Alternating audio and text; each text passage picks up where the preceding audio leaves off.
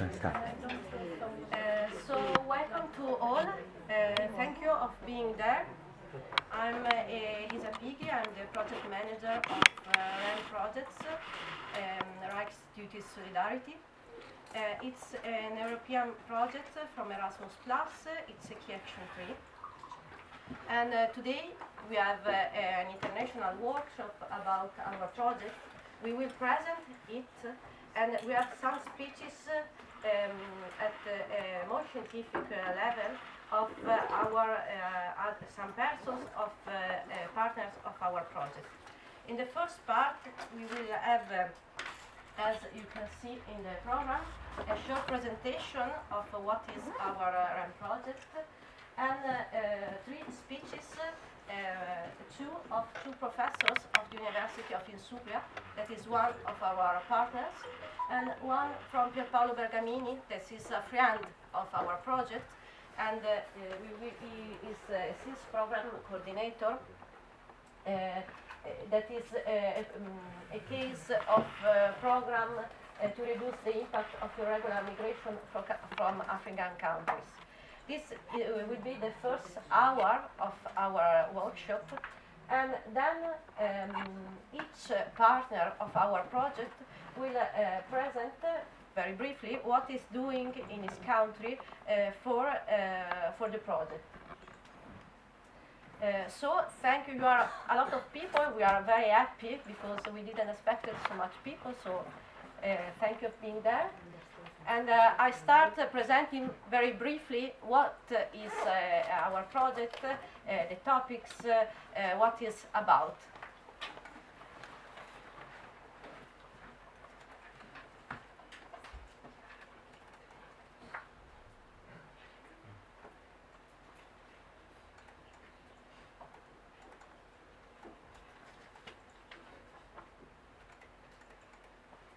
So which is the objective of the project? The objective is to promote democratic values, fundamental rights, intercultural understanding, and active citizenship, and in that way to prevent violent radicalization that is strictly related to the issues of the identity, culture, and sense of belonging.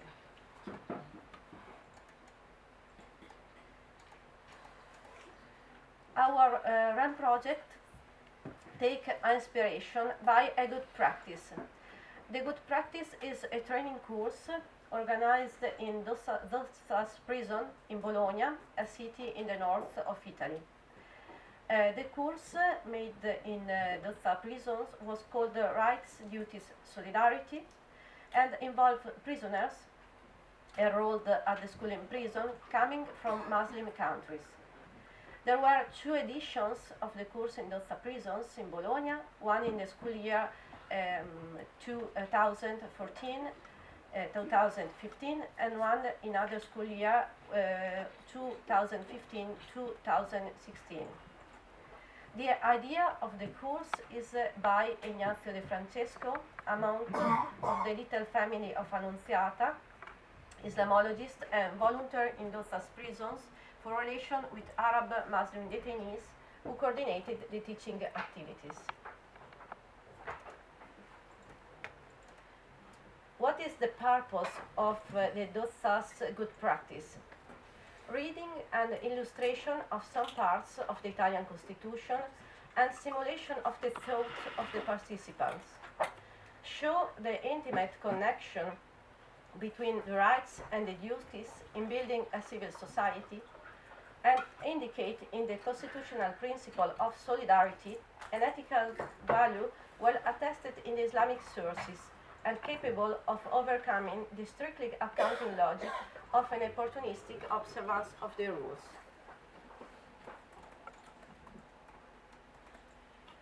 What was the method used in this training at Dossa prison? To be based on the linguistic, religious, and cultural heritage of the participants to the training, to encourage mutual knowledge, to open up to dialogue, an essential condition for achieving the definition of a shared heritage of values, the fundamental objective of the project, and avoid censorship or circumvention of all possible points of difference. It mustn't be a problem to highlight certain specifics of the Italian or European constitutional principles in order to better understand in which country the migrant came and what principles it must accept if he wants to live in an informed manner. REM project is upscaling this DOSAS good practice on 4 levels. The first level of upscaling of our project that you will see in the presentation of our partners is at the level of new type of recipients. These new types of recipients are inmates and former inmates that are not attending educational courses to learn language of the hosting country and for the acquisition of school diploma. Second target group are migrants who attend language courses to obtain residency permit or school diploma. The third is unaccompanied minors and asylum applicants hosted in residential facilities in different countries. And also the gender, so in the DOSA prisons were all males, and in our upscaling there are also females that attend our training courses. The second level of the upscaling of this project are the new areas of services for migrants. So not only prison, but also language schools and basic trainings for migrants, and hosting communities linked to SPAR system. The third level of upscaling is dissemination and adoption of the training modules at national level in each partner's country. And the fourth, the creating a network of interested organizations interested in the adoption of training modules at European level. The steps to create our training courses that all our partners are running now or have already run is composed by 3 types of the expertise of in 3 areas, so language, law, and Islamic studies. So the experts involved in staff are a language teacher that is also a tutor, Islamologist or cultural mediator, and a law teacher.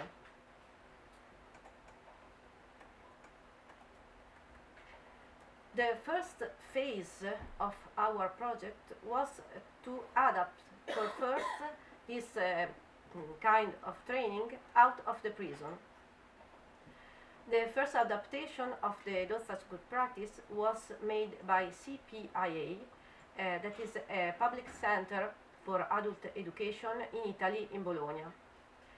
The challenge was to adapt for first the training out of the prison with students, males and females from different countries. The teachers who ran the course were both involved in the 2 editions of the DOSAS training in prison, so they know it very well.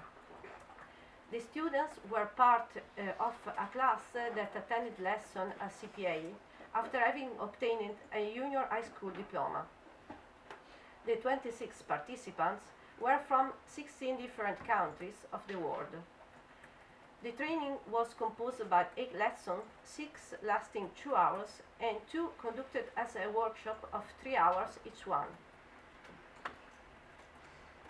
The topics of the lesson were rights and constitution, men, women and family, equality and solidarity, right to mental and physical health, religion and power, 2 essential rights, education and work, and a final workshop to create a final product as elaborated version of the topics of the training by the students. Later, my colleague from CPIA will present the final product of this training. Then, after this first phase of adaptation of the training course out of the prison, all partners were involved in creating trainings for different targets in different countries. The countries involved are Germany, Italy, Romania, and Spain. CPI Aid, who piloted for FIRST, shared the lesson plans of the pilot course with other partners that designed their training modules and tools, adapting newly the training to their different targets and their national context in Germany, Italy, Romania, and Spain. Actually, 180 persons from a lot of different countries are attending the courses. The targets are migrant students participating to the courses of language of the hosting country or courses to obtain a residency permit, unaccompanied minors and young asylum applicants living in residential facilities for migrants, inmates and former inmates, school students from 14 to 17 years old. In all the targets are involved females and, as agreed by the partnership during the second transnational meeting in Valencia, also persons from the partners' country and not only migrants, and not only persons of Muslim faiths can take part to the training. We presume that the most of the participants are Muslims, but we decided to avoid to ask the religious faith during the recruiting, to not give the idea to stigmatize a religious faith. The presence of students with different faith could help also in the challenge of promote an intercultural dialogue. So, thank you. This is a brief description to what is our project. And now I ask to other speakers to come. The first is Lino Panzeri, from a professor at the University of Insubria. He will present a speech, the governance of migration emergency and the challenges of integration. Thank you.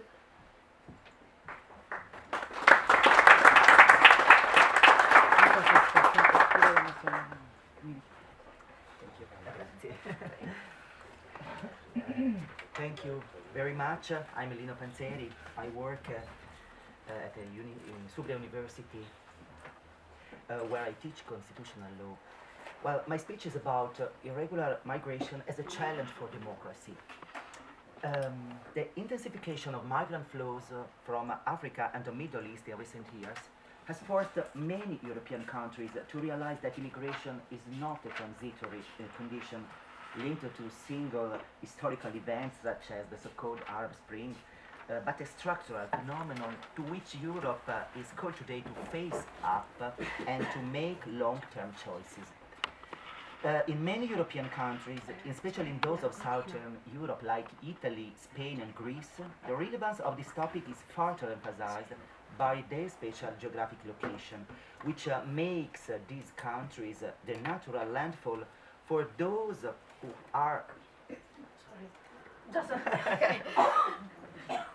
Well, in many European countries, Greece, Italy and Spain, the relevance of this topic is further emphasized by their special location, which makes these countries the natural landfall for those who are escaping wars, famine, ethnic conflicts, religious persecution and other misery, looking for refuge and the hope of better living conditions. But the aim of my report is to look into the legal impact of immigration from the South European countries' perspective, and first of all from the Italian one, my country. Well, many Southern European countries have been lands of immigration for decades.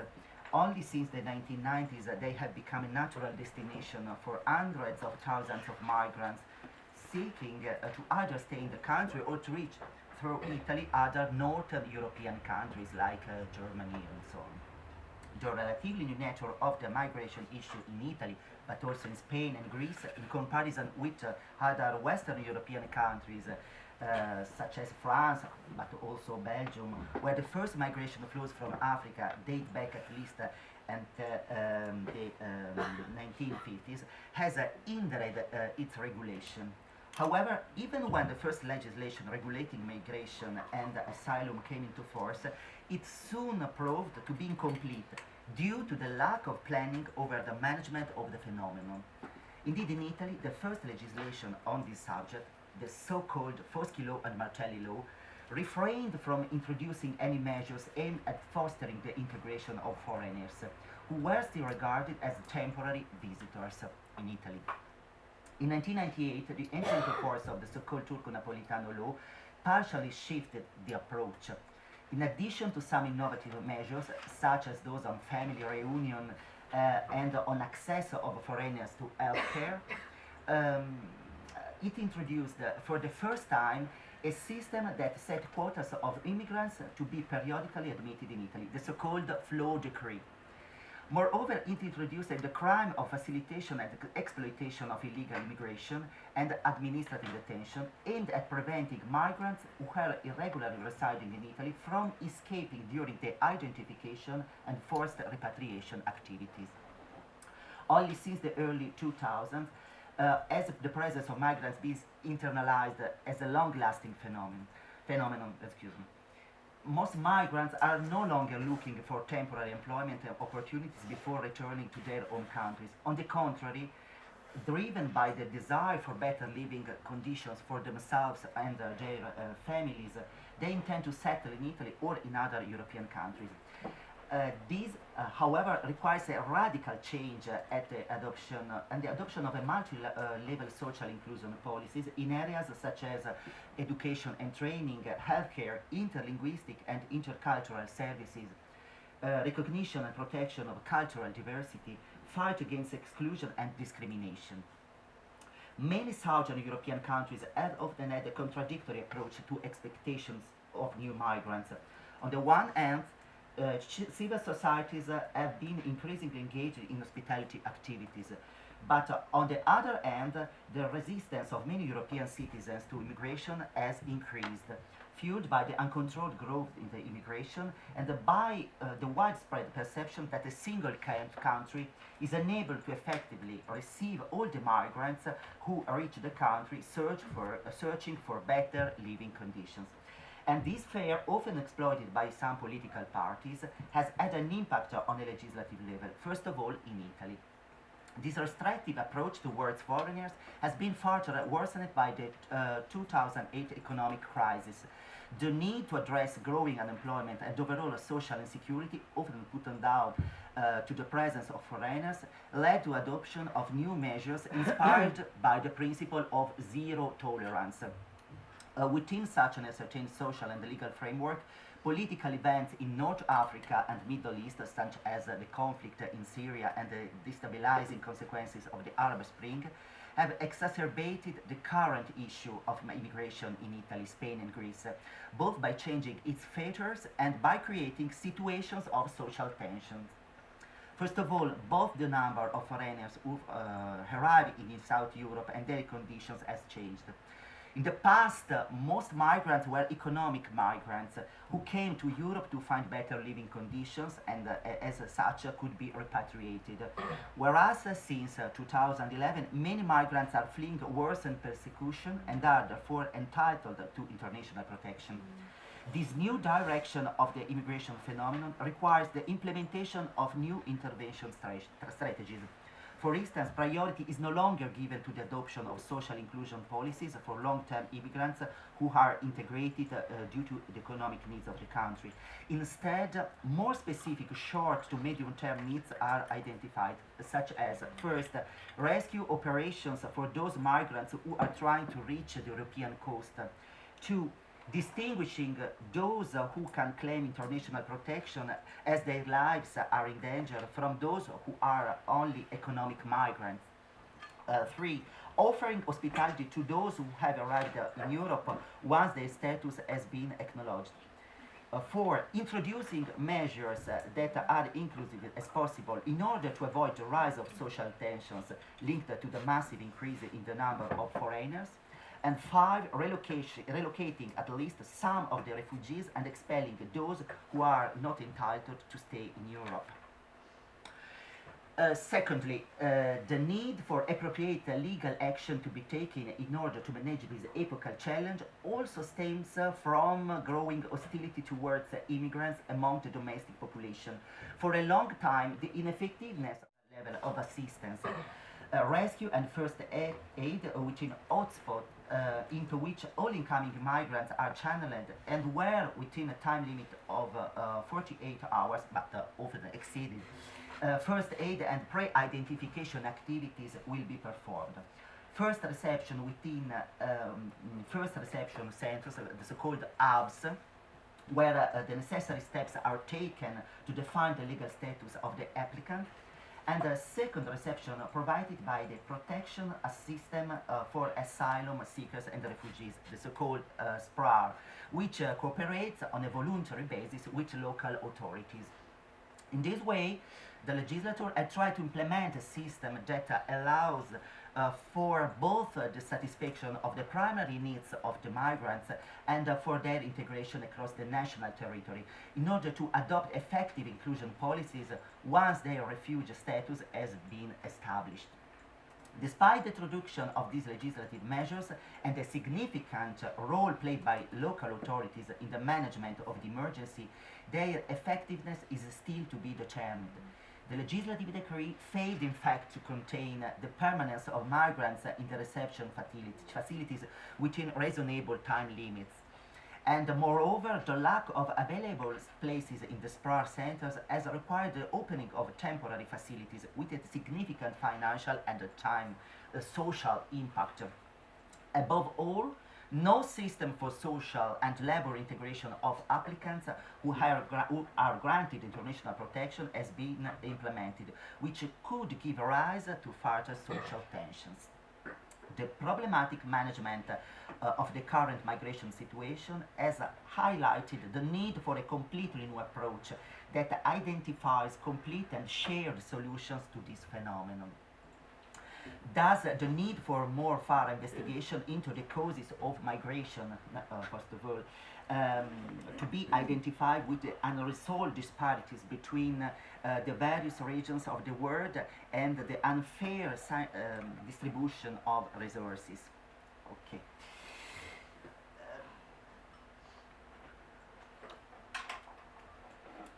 This would imply strengthening of international cooperation not only with transit countries, but above all supporting development cooperation by funding projects aiming to support the economies of the countries of emigration, which often have great potential.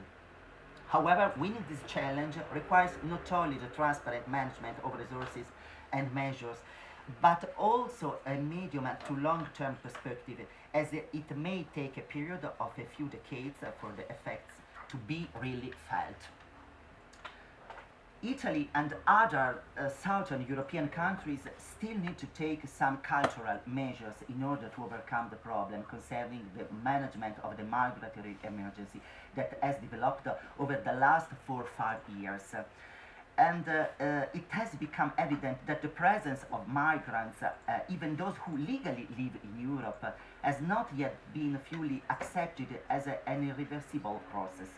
Regardless of the specific management of applicants of international protection, which, despite the emergency, is only a part of the migration phenomenon, the integration of millions of foreigners requires measures encouraging social inclusion.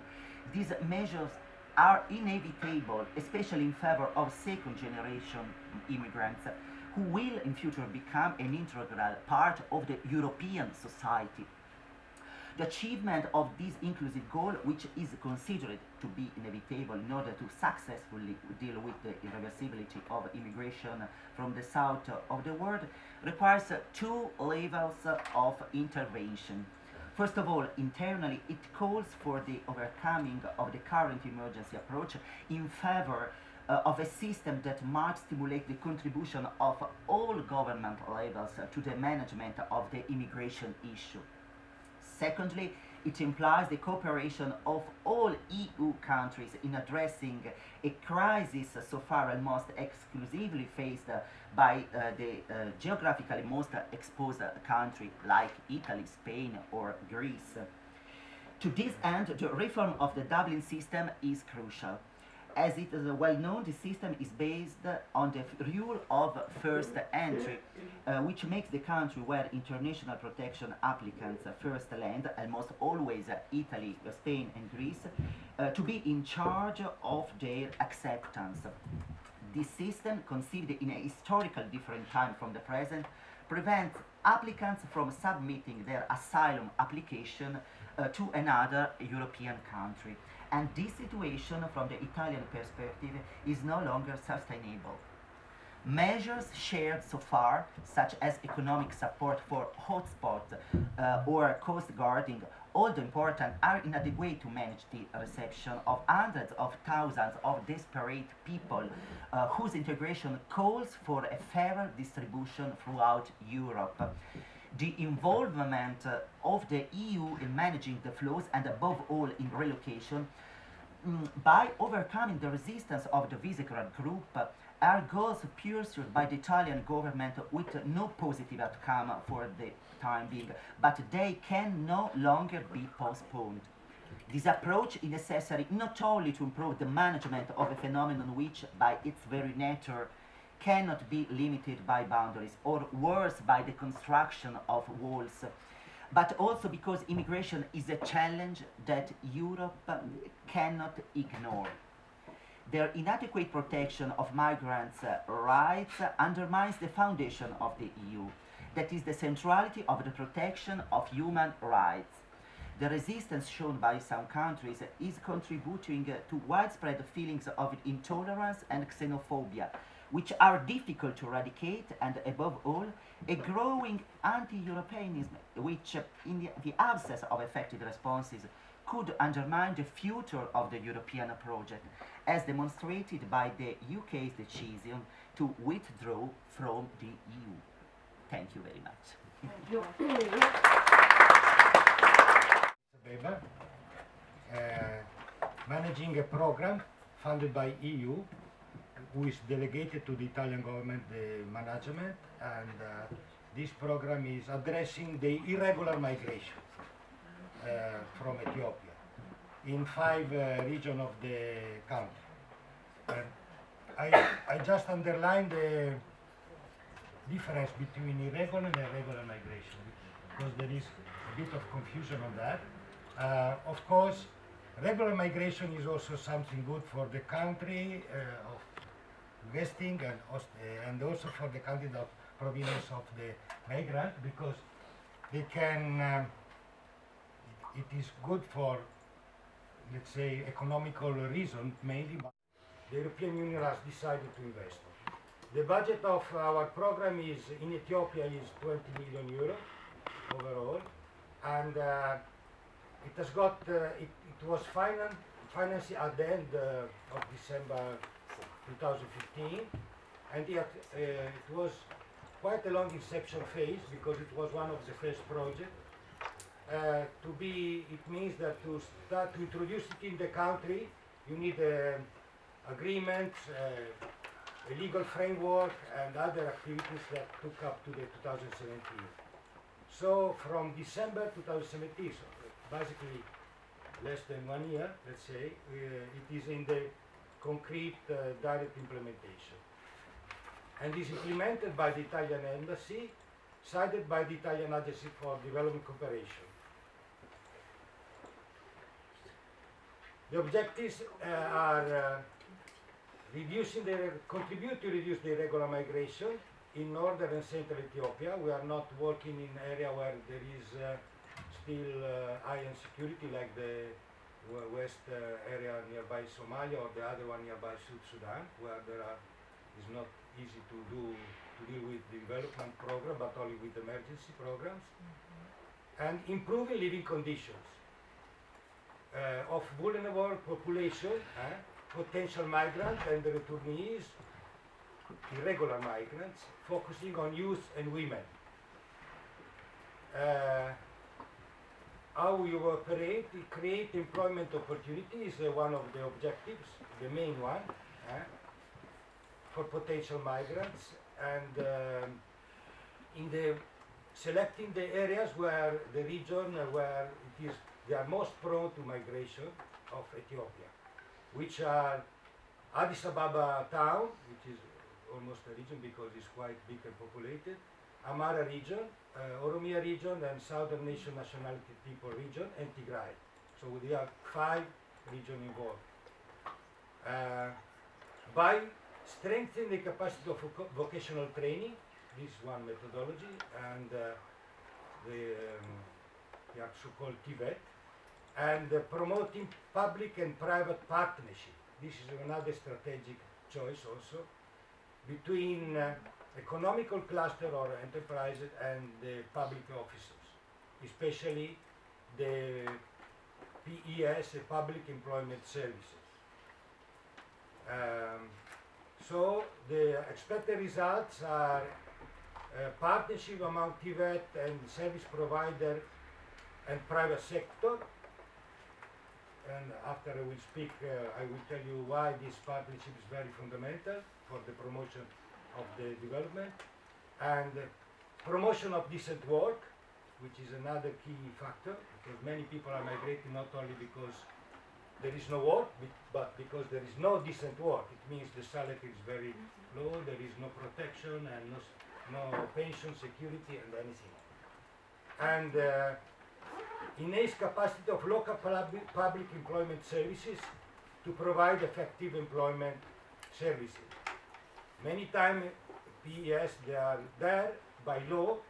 The Minister of Labor is always having proclamation on this, but in the reality, the offices are not there, or if they are there, they are under capacity. They don't have enough personnel or resources to really deal with the employment service.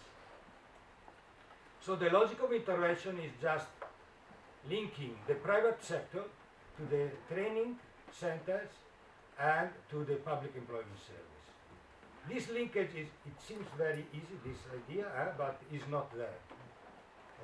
And Ethiopia is a country with almost 110 million people. It's the second populated country in Africa after Nigeria. And you can imagine the work market is just free and not regulated by law, but not in the reality. And also the training center are training according to rules, but not according to the need of an enterprise. So what you learn is basically useless. I force it, but basically it's like this. These are the area of intervention where we work. You see, we work from north, Tigray, which is the famous area of Ethiopia, nearby the border of Eritrea. And then we go along the Rift Valley, which is the central part up to Addis, the yellow point, and then a bit south.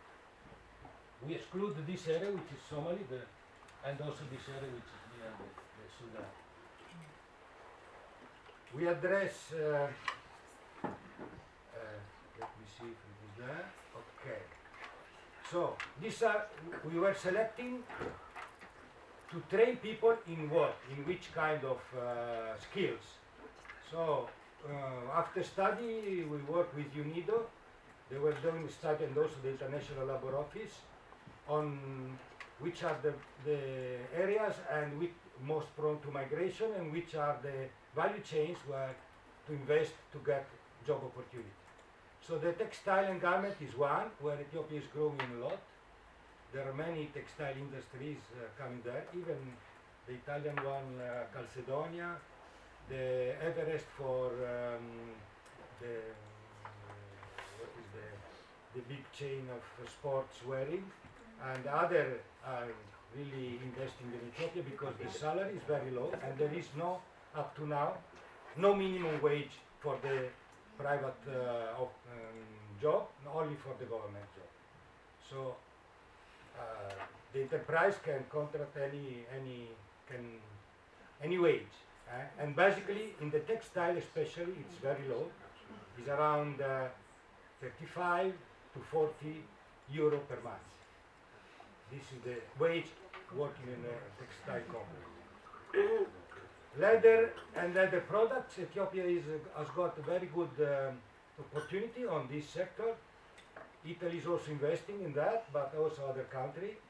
They have a very huge production of leather, and also the quality is not really bad. They are not reaching the international standard, but they are programmed to assist them. And Addis Ababa is a cluster where there is leather. Agribusiness is also, of course, where you have in all developing countries, agriculture is a base of the development, but the processing of the agricultural products are basic. So we select also this sector in order to train people on this agribusiness. Metalwork and construction. They are two sectors very linked, because Ethiopia, starting from zero, is in the last 10 years is increasing the income of a rate of 10%, 9%, 8% every year. Why? Because of the construction sector. Towns are growing with big buildings, roads, infrastructure like railways are there. It is repeating a bit the model of Asia and China particularly. So these two sectors are really employing a lot of people, even if the kind of work is not a decent work. You can imagine working in a building company in this area is not like here. Okay, so we involved companies, as you see, the training center, the PES, the public employment service, and the companies. And up to now, in this, since let's say January 2018, these are the company that we have involved, but we are planning to involve more than 400 different enterprises.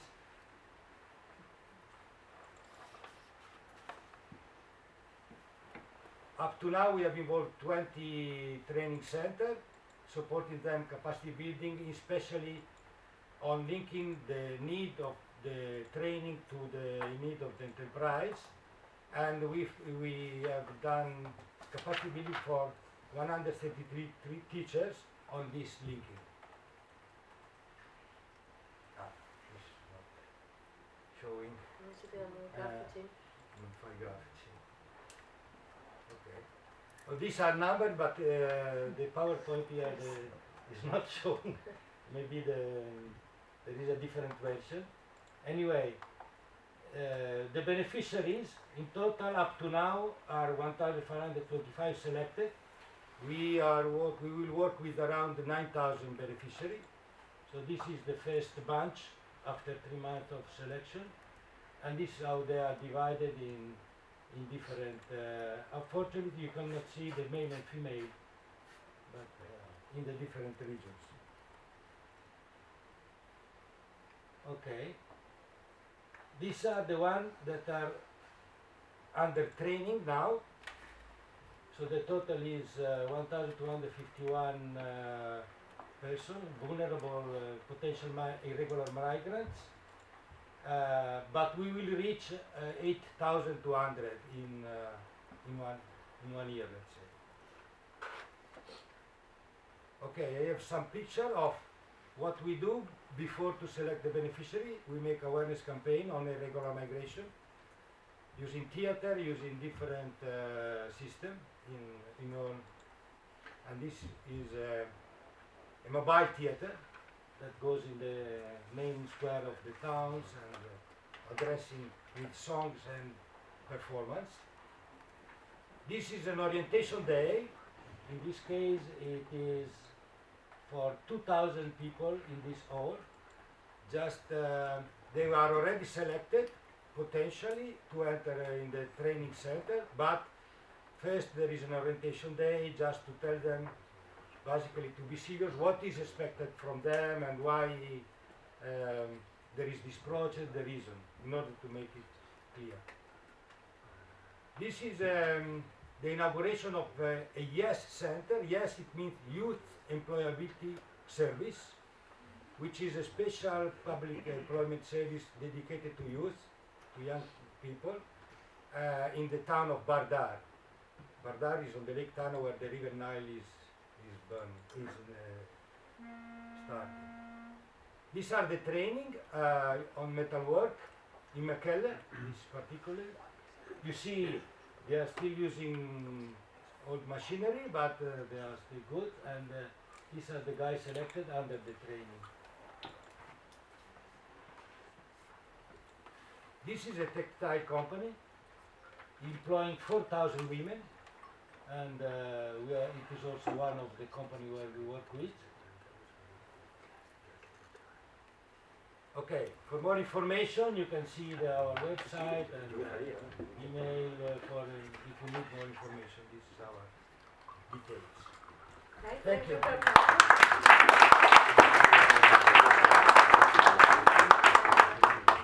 Now where I teach religious rights and mediation, communitarian mediation on intercultural, interreligious level. And my speech is about European values and some criticism about. It is well known that pluralism has been particularly characterized by the postmodern deconstruction of human representation and living spaces, triggering a widespread feeling of general atomization that has been perceived by nation states and a large part of their autochthonous inhabitants as a concrete threat to civil cohesion. The equivalence between pluralism, atomizations, the presence of foreigners, and societal fragmentation has activated an opposite reaction where nation states are once again in the front line. This reaction is not founded so much on an attempt to strengthen societal cohesion through the pluralist and tendentially universalistic framework of contemporary constitutions, emphasizing thin but substantial overlapping common links. On the contrary, the reaction is often founded on essentialist and imaginary identities characterized by a reassessment of the more substantive, institutionalized, and specific national features. In this framework, it is not surprising that religion has started once more to play a central role. Indeed, historically speaking, religions are not only a perfect tool for nation states to build social cohesion, but also an ideal lightning conductor for reactions against social fragmentation.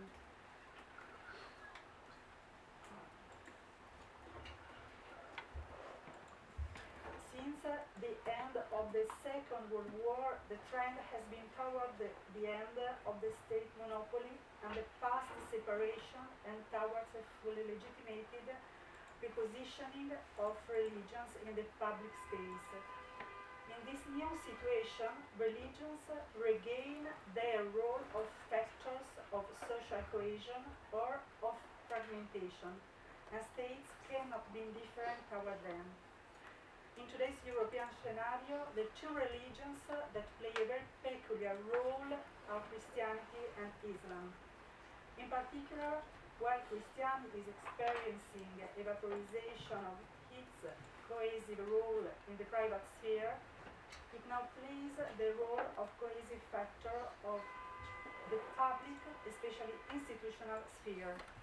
On the contrary, Islam appears as the religion of a private communitarian cohesion and is perceived as playing a strong fragmenting role in the European public sphere. Consequently, Islam has become the natural adversary of European nation states.